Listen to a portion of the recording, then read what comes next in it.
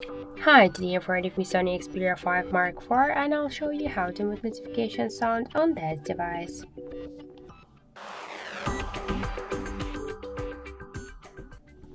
So first let's open the settings application and then tap to the sound and vibration.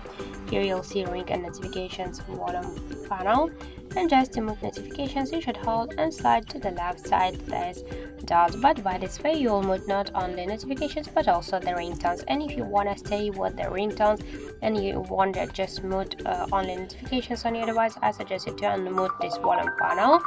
Just go to the notification sound and switch your currently notification sound to just to none. After that, just tap to OK, and by this way you'll mute your notifications but you'll stay with the ringtones.